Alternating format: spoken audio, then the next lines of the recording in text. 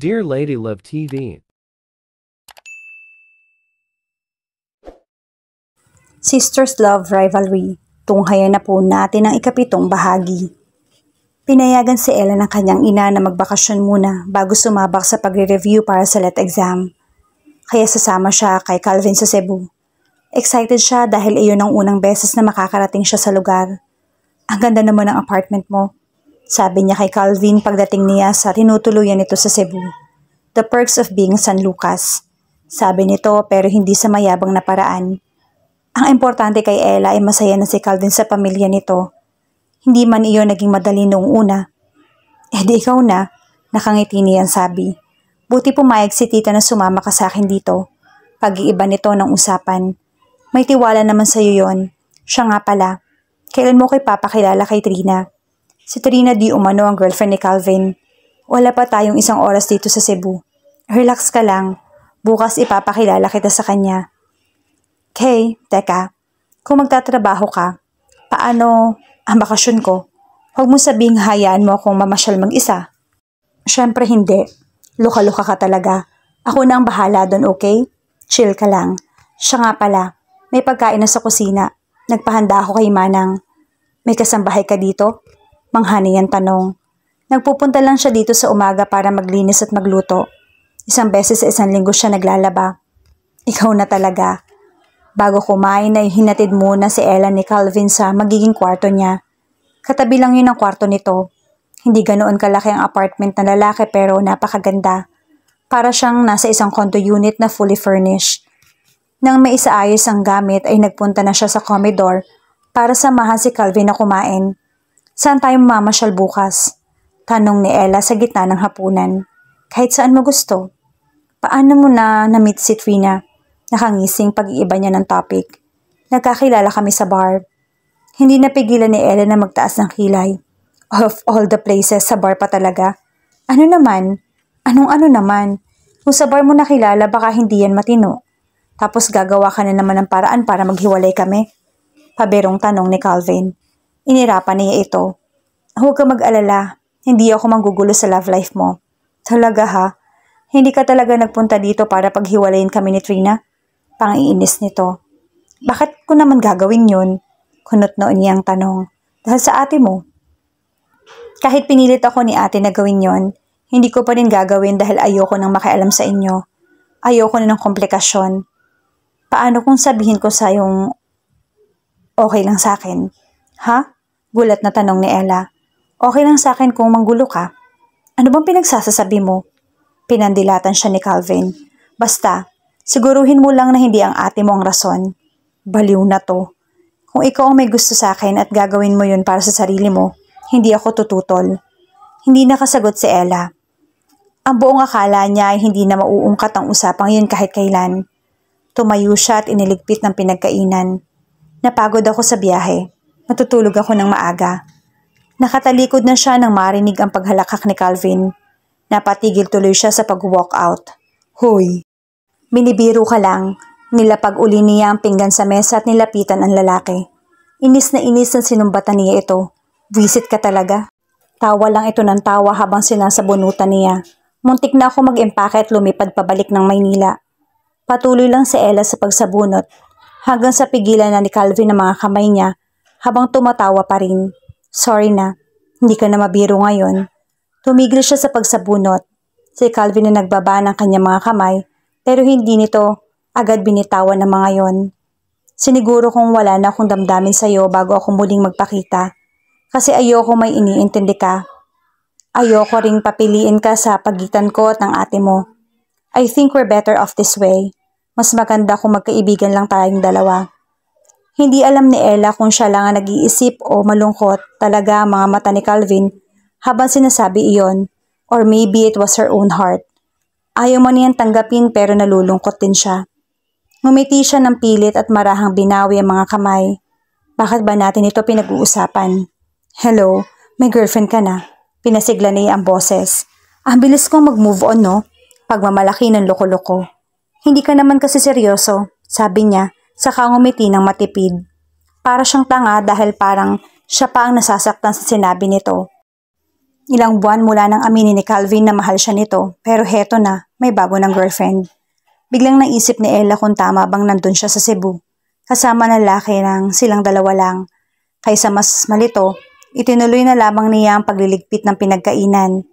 Nagdahilan na lamang siya kay Calvin para makapagkulong na sa kwarto. Kinabukasan ay tinupad ni Calvin ang pangakong ipakilala kay Ella ang girlfriend. Mukha namang matinong babae si Trina, kahit pa sa bar nakilala ni Calvin. Mukha namang wala siyang dapat ipag-alala. At kahit naman siguro hindi matinong babae si Trina, wala pa rin siyang karapatang mabother. Hindi niya love life yon. Hindi siya dapat umepal. Isang real estate agent daw si Trina. Maganda ito, matangkad, mistisa. Isang tipikal na Cebuana para sa kanya. Halos lahat kasi ng kilala niyang Cebuana ay magaganda. Kabaligtaran niya si Trina sa pisikal. Height lang ang katangian na pareho sila. Mukhang Espanyol si Trina at siya naman ay Pilipinang-Pilipina. At ang mga katulad ni Trina, ang totoong tipo ni Calvin. Sa kanya lang talaga nag-iba. Nabaliw lang talaga si Calvin ang isipin nitong mahal siya. Nagustuhan lang siguro siya ni Calvin dahil sa ideyang may gusto siya sa binata. Iyon kasi ang iniisip nito. Dahil pakialamera siya at pinalalayas niya ang lahat ng babaeng magustuhan nito. Inisip na lalaki na may gusto na siya rito. Ang nangyari, inakala ni Calvin na nagugustuhan na siya rito. Ngayon ay malino na kay Ella ang lahat. Hindi na nga siya dapat mag-alala sa damdamin ni Calvin para sa kanya. Baka naisip na rin ng lalaki ang posibilidad na iyon, kaya bumalik na ito. Okay yon, pero hindi niya maintindihan ang sarili. Okay naman kasi talaga pero sa kasulok-sulukan ng kanyang puso ay may nakakapa siyang panghihinayang. Naisip ni Ella na paano kung pinatulan niya ang confession ni Calvin at sinabing gusto rin niya ito. Ano kaya ang nangyayari? Gaga, di itinakwil ka ng ate mo, sabi ng isang bahagi ng kanyang isip. Tama, erase. Ang paglayo niya noon ang pinakamatamang desisyong ginawa sa buhay. Dahil doon ay narealize ni Calvin ang tunay nitong damdamin. Teacher ka raw, sabi ni Calvin. Nakangiting tanong ni Trina sa kanya. Nasa isang restaurant sila ng umagang yon. Hindi pa, mag-e-exam pa ako para makakuha ng lisensya. Friendly na sagot ni Ella. Friendly din kasi si Trina. Gano'n naman siya. Kapag sinungitan siya, magpapakita rin siya ng attitude. Pero kung mabait sa kanya, gano'n din siya. Pangarap ko rin maging teacher noon. At hindi na natapos ang kwentuhan nila. Hindi na nga nakasingit si Calvin sa kanilang dalawa. Hindi na nagtaka si Ella na nahulog ang loob ni Calvin kay Trina. She was a great conversationalist. She had the looks and she was friendly. Yung totoo, perpekto ba to? Sa lahat ng babaeng nakadate ni Calvin, si Trina ang wala siyang mairereklamo. What did you like about this guy? Paano kanya napa-oo? Tanong niya kay Trina. May humihindi ba sa lalaking yan? Ang gwapo kaya? Parang kinikilig na sagot ni Trina saka tumawa. Meron nang humindi sa akin, babe. Singit ni Calvin. Binalingan pa siya ng loko. Di ba, Ella? Nakangisi nitong sagot. Inirapan ni Ella ang binata saka bumaling kay Trina. Puro looks lang talaga kasi siya. Pabiro niyang sabi. Sabay pa silang tumawa habang nakasimangot si Calvin. Seriously, Calvin is a nice catch. Hindi lang dahil sa looks, mabuti siyang tao. Hindi lang talaga halata kasi mukha siyang babaero. Pero faithful yan. Isang babae lang ang nasa puso niyan. Ngumiti ng matamis si Trina, saka sumulyap kay Calvin. Natigilan si Ella ng magngitian ng dalawa na parang wala siya sa paligid. Ganun ang itsura ng mga taong in love sa isa't isa. Para mga bida sa isang teleserye. Bagay na bagay at nakakakilig. Pero malayo sa kiligan nararamdaman ni Ella. Isa iyong estrangherong damdamin na hindi niya kayang pangalanan. Damdaming gumagapang sa kanyang dibdib kahit pinipigilan na. Isang uri ng damdamin pwede niyang tawaging negative pero parang tama rin sa isang banda. Ganoon kagulo ang damdaming yon. Natigilan si Ella sa pag-iisip na bumaling si Trina sa kanya. Kapag nakahanap ka ng lalaking katulad ni Calvin, huwag mo nang papakawalan pa. Ngumiti lang siya sa kawalan ng sasabihin. Hindi nagtagal ay nagpaalam din si Trina. May kliyente para itong kailangan kausapin. Pero nangako itong magkikita uli sila anumang araw. Naiwan sila ni Calvin sa restaurant. Saan tayo pupunta pagkatapos kumain? Tanong nito. Sa Magellan's Cross, sagot niya. Nakangiting tumango lang si Calvin. At sana Sana talaga ay hindi na ito ngumiti ng ganoon sa kanya. Bago nakapag-pictorial si Ella sa Magellan's Cross, ay nagsimba muna sila ni Calvin sa Basilica del Santo Niño. Sinasamantala niya na ang pagkakataon para makapagpasalamat sa may kapal sa lahat ng biyayang dumarating sa buhay. Nagilty siya na hindi man lamang nakapagsimba pagkatapos ng graduation.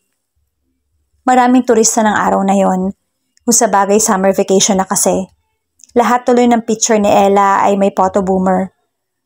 At ang mas nakakainis pa, marami nakakakilala kay Calvin. Habang pinipicturan tuloy siya ng binata, ay panay ang galaw nito kaya marami sa mga pictures niya ay blurred. Bad trip yung mga fans mo ha. Inis na bulong niya kay Calvin. Tumawa ito saka siya inakbayan.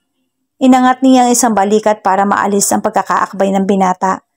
Hindi si Trina ang kakalbo sa akin sa ginagawa mo, sabi niya kay Calvin, sabay nguso sa isang kakaibang masama ang tingin sa kanya. Lalo nang nakatawa ang lalaki. Hayaan mo sila, sabi nito saka siya muling inakbayan. Maipapatry ako sa'yo.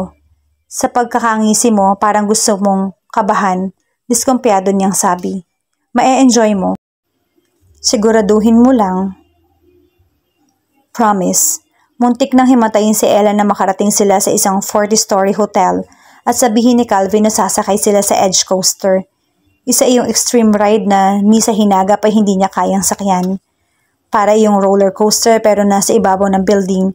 Hindi lang daw basta ibabaw, sa rim ng tower. Paano kung magkaproblema?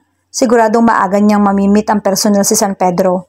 Sabi ko nga ba't hindi ako dapat magtitiwala sa iyo eh. May galit ka ba sa akin? Asik niya kay Calvin. Nanlalamig ang kanya mga kamay at talampakan. Hindi dahil sa lakas ng hangin kundi dahil sa kaba. Safe yan. Kiit pa nito. Safe mo yung mukha mo. Sa huli nahila pa rin si Ella ni Calvin na sumakay sa coaster dahil wala na yung lakas na lumaban. Nanghihina talaga siya na makatingnan ng matataas na lugar. At alam iyon ng walang hiya pero dinala pa rin siya roon. Pandalawahan ng coaster. Katabi niya si Calvin pero hindi yun sapat para maalis ang kanyang kaba. Lalo lang dumagundong ang kanyang dibdib. Nang umandar ang coaster, hindi naman mabilis dahil ang purpose niyon ay masilayan ang tanawin sa ibaba. Hindi nga lang niya makita ang ganda ng tanawin dahil sa ibang lugar na pupunta ang imagination niya. Mangiyak-ngiyak si Ella nang umangat ng 45-degree angle ang kinauupuan niya. Para siyang ihuhulog niyon anumang oras. Pagbaba natin dito, iihawin kita, Calvin. Mahina niyang banta. Tumawa ito at hinawakan ng kanyang kamay. Safe to, Ella, believe me. Pagpapalubag nito sa kanyang loob. Napanatag si Ella nang humigpit ang pagkakahawak ni Calvin sa kanyang kamay.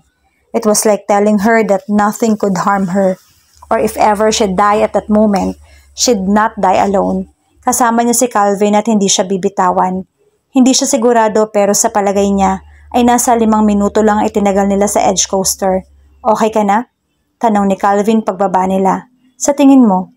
Asik niya. Pakiramdam niya ay namutla siya sa ride na yon. Skywalk extreme naman tayo. Suggestion nito. Nagtaas baba pa mga kilay habang nakangiti.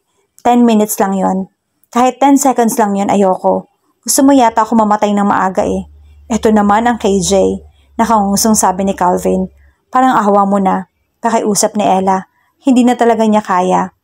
Tinawanan siya ng unggoy at hindi na nagpumilit pa. Mukhang naawa na rin sa kanya sa wakas. Saan na tayo pupunta nito? Tanong ni Calvin. Sa hindi manganganib na buhay. Nakasimangot niyang sagot. Kapag kasama mo ako, hindi manganganib ang buhay mo. Pagyayabang nito. Ah, talaga? Sarcastic na sagot ni Ella. I can even take the bullet for you. Bulong ni Calvin pero narinig naman niya. Ine-etchos mo na naman ako. May malapit bang museum dito? Pag-iiba niya ng usapan. Sa Yep San Diego Ancestral House sila nakarating. Doon na nag-enjoy si Ella dahil pakiramdam niya na kapag time travel siya. Ang bahay na iyon ay isa sa mga matatandang bahay sa Cebu.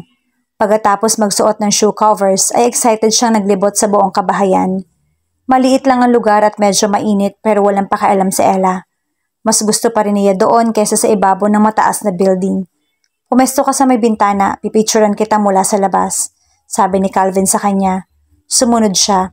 Iyon ang gusto niya, pictorial.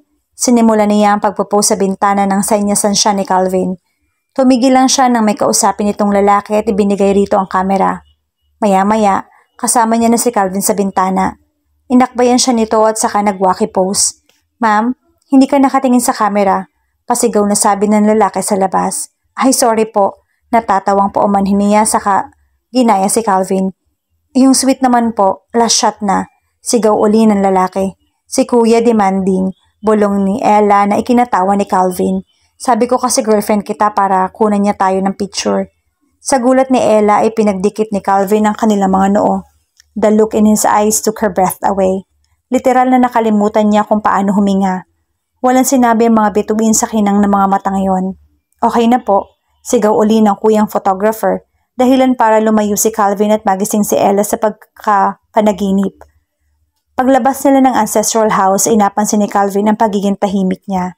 Sinabi na lamang niya na biglang sumama ang kanyang pakiramdam. Ganun ba? Sige, umuwi muna tayo. O kaya samahan mo muna ako sa site. Kesa naman iwan kita sa bahay.